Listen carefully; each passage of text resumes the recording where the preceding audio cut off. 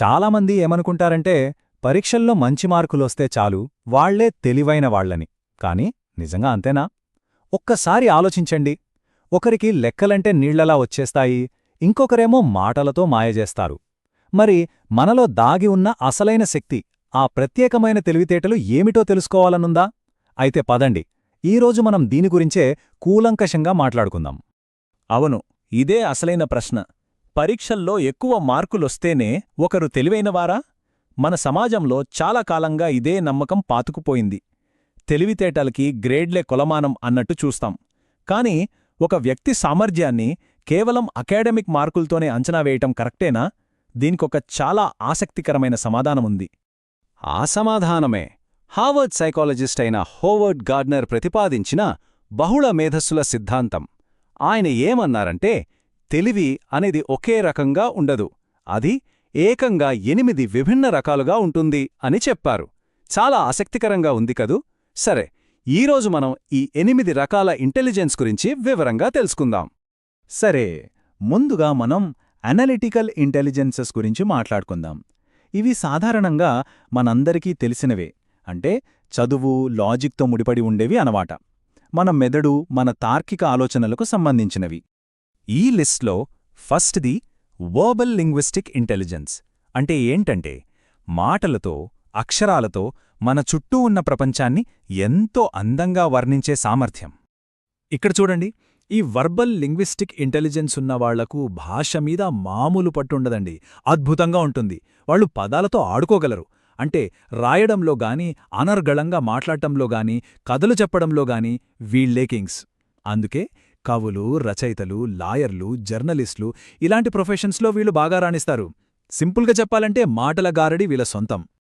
ఇక రెండోది logical mathematical intelligence. పేరు వినగానే మనకు అర్థమైపోతోంది కదా, ఇది పూర్తిగా తర్కం, సంఖ్యలు, విశ్లేషణకు సంబంధించిన మేధస్సు. దీన్నే మనం సైంటిఫిక్ థింకింగ్ అని కూడా పిలుస్తాం. ఈ రకం ఇంటెలిజెన్స్ ఉన్నవాళ్లు ప్రతి విషయాన్ని లాజికల్గా ఆలోచిస్తారు. ఎందుకు, ఏమిటి, ఎలా అని ప్రశ్నలు వేస్తూనే ఉంటారు. సమస్యలను విడమర్చి చూడటంలో, లెక్కలు చేయటంలో వీళ్ళు ఎక్స్పర్ట్స్. అందుకే కదా వీళ్ళు సైంటిస్టులుగా, ఇంజనీర్లుగా, లేదంటే ఫైనాన్షియల్ అనలిస్టులుగా అద్భుతంగా రాణిస్తారు. ఓకే, ఇప్పటిదాకా మనం బ్రెయిన్కి సంబంధించిన ఇంటెలిజెన్స్ చూశాం.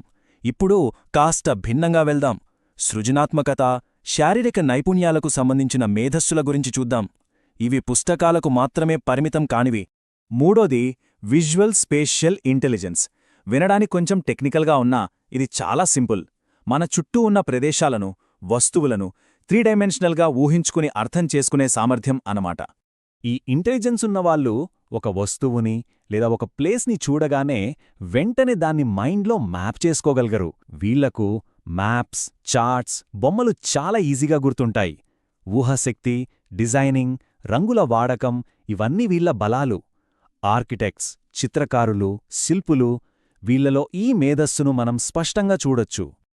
ఓకే, ఇప్పుడు 4వ రకం మేధస్సు గురించి మాట్లాడుకుందాం. ఇది మన శరీరాన్ని ఉపయోగించి మన భావాలను వ్యక్తీకరించే విధానం. అదే బాడీలీ కైనస్థెటిక్ ఇంటెలిజెన్స్. వీళ్ళు తమ శరీర కదలికలతో అద్భుతంగా భావాలని పలికిస్తారు. వాళ్ల బాడీ కంట్రోల్, బ్యాలెన్స్ మామూలుగా ఉండదు.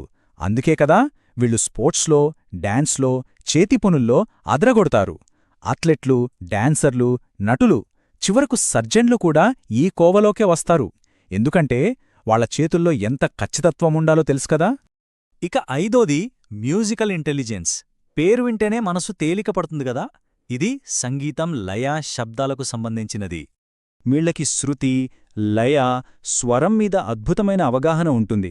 చిన్నపాటి శబ్దాన్ని కూడా పసిగట్టేయగలరు. సంగీతం వినడం, పాడటం, కంపోజ్ చేయడం ఇవన్నీ వీళ్లకు వెన్నతో పెట్టిన విద్య.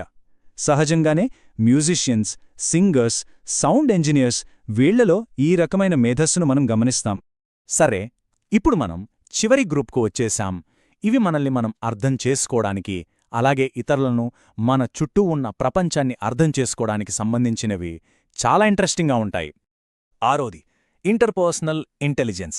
సింపుల్గా చెప్పాలంటే పీపుల్ స్మార్ట్. అంటే ఎదుటి వాళ్లను అర్థం చేసుకుని వాళ్లతో చాలా ఎఫెక్టివ్గా మాట్లాడగలిగే సామర్థ్యం. వీళ్ళు ఎదుటివాళ్ల ఫీలింగ్స్ని, వాళ్ల అవసరాలను చాలా తేలికగా అర్థం చేసుకుంటారు. అందరితోనూ కలిసిపోతారు. టీం వర్క్లో సూపర్బ్. అందుకే వీళ్ళు మేనేజర్లుగా, రాజకీయ నాయకులుగా, టీచర్లుగా, సైకాలజిస్టులుగా అద్భుతమైన విజయాలు సాధిస్తారు. ఏడోది ఇంట్రాపర్సనల్ ఇంటెలిజెన్స్. ఇది ఇందాక దానికి కొంచెం ఆపోజిట్. అంటే ఇతరులను కాదు, మనల్ని మనం అర్థం చేసుకోవడం, మన ఫీలింగ్స్, మన మోటివేషన్స్ ఏంటో తెలుసుకోవడం. ఈ ఇంటెలిజెన్స్ ఉన్నవాళ్లకు తమ గురించి తమకు బాగా తెలుసు. వాళ్ల బలాలేంటి, బలహీనతలేంటో వాళ్లకు స్పష్టమైన క్లారిటీ ఉంటుంది. క్రమశిక్షణ, ఆత్మపరిశీలన వీళ్ల ప్రధాన బలాలు. అందుకే తత్వవేత్తలు, రీసెర్చ్ స్కాలర్లు, ఆధ్యాత్మిక గురువులలో ఈ లక్షణాలు మనం ఎక్కువగా చూస్తాం. ఇక ఫైనల్గా 8వ మన చుట్టూ ఉన్న పచ్చని ప్రపంచంతో మనకున్న బంధం. అదే న్యాచురలిస్టిక్ ఇంటెలిజెన్స్. వీళ్లకు ప్రకృతి అంటే ప్రాణం. మొక్కలు, జంతువులు, పర్యావరణం వీటన్నింటి మీద చాలా ప్రేమ, ఆసక్తి చూపిస్తారు. ప్రకృతిని గమనించడం, దాన్ని కాపాడటం వీళ్ల బలాలు. రైతులు, బొటానిస్టులు, జువాలజిస్టులు, ఎన్విరాన్మెంటలిస్టులు వీళ్లలో ఈ మేధస్సు స్పష్టంగా కనిపిస్తుంది. చూశారుగా, అసలు పాయింట్ ఇదే. తెలివితేటలంటే కేవలం అకాడమిక్స్, మార్కులు మాత్రమే కాదు. మనలో ఏ రకమైన ఇంటెలిజెన్స్ ఉందో గుర్తించి దానికి పదును పెట్టుకుంటే చాలు. ఎవరైనా సరే అద్భుతాలు సృష్టించగలరు. ప్రతి ఒక్కరిలోనూ ఖచ్చితంగా ఏదో ఒక ప్రత్యేకమైన సామర్థ్యం దాగి ఉంటుంది. మరి ఈ 8 రకాల మేధస్సుల గురించి విన్నాక ఏమనిపిస్తోంది? మీలో ఏ రకం ఇంటెలిజెన్స్ బలంగా ఉందని అనుకుంటున్నారు? 1 కావచ్చు, లేదా 2-3 కూడా ఉండొచ్చు. మీ అభిప్రాయాలను కింద కామెంట్ సెక్షన్లో తప్పకుండా మాతో పంచుకోండి. వేదవ్యాస అకాడమీ నుండి ఈ విశ్లేషణను చూసినందుకు ధన్యవాదాలు. ఈ సమాచారం మీకు ఉపయోగపడిందని ఆశిస్తున్నాం. నచ్చితే తప్పకుండా లైక్ చేసి మీ స్నేహితులతో షేర్ చేయండి. మరిన్ని ఇలాంటి ఆసక్తికరమైన అంశాల కోసం మా ఛానల్కు సబ్స్క్రైబ్ చేసుకోవడం మర్చిపోకండి. మళ్ళీ